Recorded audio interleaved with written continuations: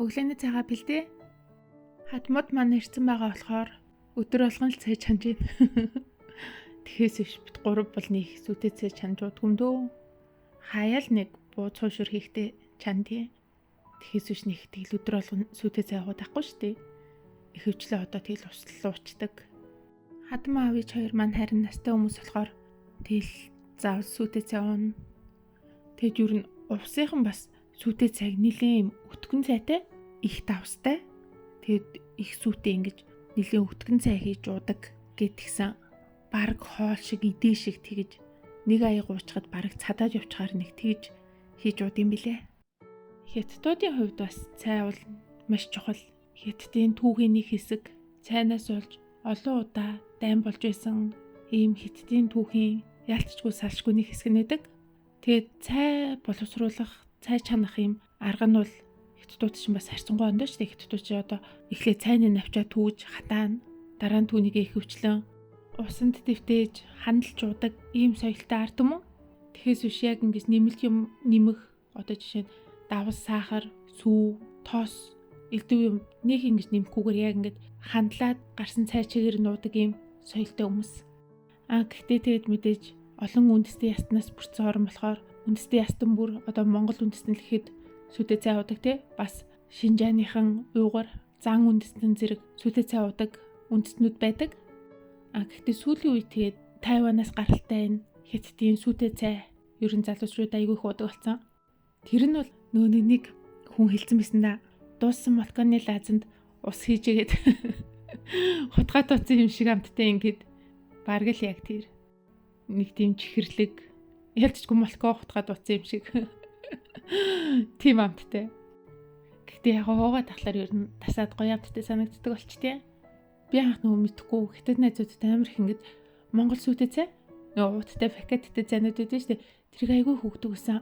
Тэгээ манай найзууд тэрийг яаж ууд юм бэ? Зүгээр ингээд усанд хий хутгаа дуучаар амар юм гавшаа амтагдаад байх. Дээрээс нь сахар хийд юм уу? Тэрийг айгүй их асуудаг гэсэн.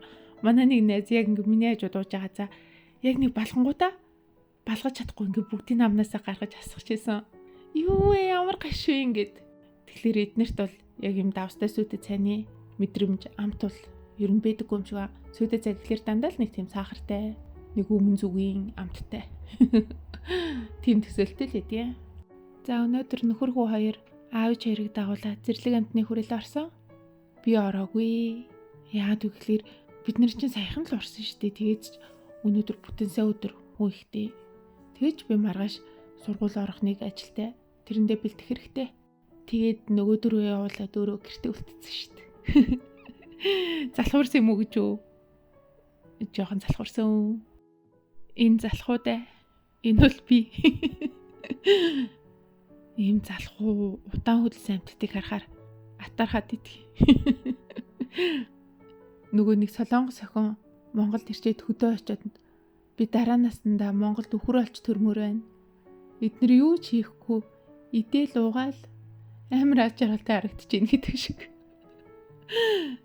Би ч тээ залхуудад бол атархаж байна гэж юу.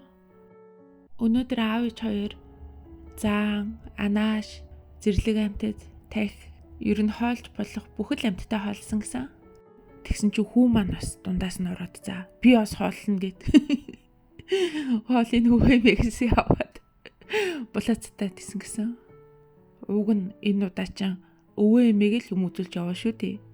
Ер нь тэгээд настай хүмүүсийн аялын төлөвлөгөө гэхлээр бас яг ингээ парк ийм тоглоомнуудад бол тоглож чадахгүй шүү дээ.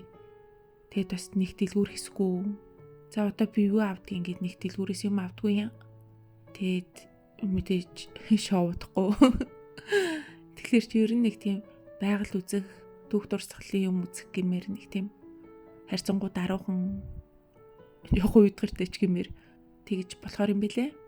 За би өнөөдөр харин гэртээ байгаа гэх нийслэл салаад бууцъя. Монгол махаар буузаа хийжээ болохоор гоё амттай болох байх. Бас Монгол ямаар нийслэл салаада хийжээ. Тийм болохоор салаадас гоё болно. За би ер нь Ахмад настай хүнтэй Бээжингээр аялах бол хаагур аялал зүгээр вэ гэдэг дээр нэг хэдэн санаа өгье за. Ер нь ихтэй заавал Ахмад настай хүнтэй гэлэхгүй Бээжингээр аялах бол нэг заавал хөтөж орчуулагч гэдэг шаардлагагүй. Тэр чинь бас нэмэлт мөнгө зардлуулна. Тэгээд нэг цагт баригдах гэдэг өөрийнхөө тухтай таваараа байх боломжийг жоохон хязгаарлах гэдэг болохоор ер нь ингээд Бээжинд ирсэн гадаадууд ч тий бүгдээрээ л уцаа барьсан. Энд тэнд мэдээлэл авцсан ингээд өөрсдөө аялж идэг байхгүй. Тийм болохоор ер нь л өөрсдөө аялчих хэрэгтэй. Тэгээд настай хүмүүс илүү үзэх дуртай газрууд бол одоо Гүгүн буюу хааны ордон. Энэ газар болохоор угаасаа яг Бээжингийн төв хамгийн чухал цэг гэж явдаг. Аялагчтай хамгийн их очдог, хамгийн гол аяллаа бүс гэж явдаг.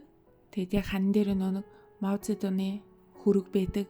Тэгээд настай хүмүүс ч ер нь биднийг бодвол яг одоо тэр хүнтэй одоо нэг цаг үед амьдарч одоо тэр хүн чинь 70-80 донд нас барсан гэвэл бас тэр хүний талаарх мэдээллийг бол мэддэг болохоор тэр талбайд очиж тэр Мао Цзэдуны хөргийн өмнө зураг авахулах ер нь дуртай байдаг. Гэхдээ яг нэг Гүгүн хааны ордны билет яг ингээд тулцсан авах боломжгүй байвал уртлынх нь нэг Тэамны талбайгийн билетийг авчиж болно шүү дээ. Тэр бол гайгүй болтцтой байдیں۔ Өмнөх өдрийн цахиасан ч ер нь гайгүй болтол байх шиг гэдэг шүү дээ. Тэндээсээ яг нэг хааны ордын ингээд нэвт харагддаг болохоор тэндээсээ зураг авахулчих ч юм уу. Аль эсвэл бүр хажуулынх нь нэг Жиншан гэд өндөрлөг уул руу мацаад тэндээсээ яг хааны ордон дээрээс нь ингээд ерөнхийлөн харахад бол баг болно. Тэгэд мэдээж цагаан ирм орох, зэрлэг амтны хүрээлэн орох хэрэгтэй. Энэ хоёр болохоор хотын өвс жоохон зайтай байдаг болохоор ер нь таксид ч зүгээр. Яагаад гэвэл очиод угаасаа амар их халахдаг болохоор бүр ядарч гад идэнхээ замд хоёр талдаа 5 орчим цаг нийтийн тээврээр явчихаар ер нь ядарч гад идэг болохоор боломж байвал таксидад зүгээрээ цаг хугацаа байгаа гэвэл map дээрээ очих газрынхаа хаягийг оруулаад нийтийн тээврээ сонгочхоор яаж явах нь гараад ирчин асуудалгүй. Тэгээд үүнээс гадна Ийхэ Тиантан гэсэн одоо Юань гүрний үед анх баригдсан тэгээд Чин гүрний үед дахин засварлагдаад өнөөгийн төрхөө олсон ч юм уу ийм нэг цэцэрлэг түрээлэн хааны орднууд үдийн бидний түүхтэй бас холбоотой байдаг болохоор тэднэрээр явхад бас дэжгүй. Тэгээд Чэмэн байна. Тэр бас одоо хуучны Чэмэн гудамжиж монголчууд бараа таваар их авдаг гэсэн гэд тэр бас их сонирхолтой байдیں۔ Яг л хэдтийн соёлыг харуулсан. Тэгээд бас настай хүмүүс чинь Панжа юуны захаар орж хөөрөгний чулуу, ирэх, шүрэн тэр үзээд байдیں۔ За бай бай.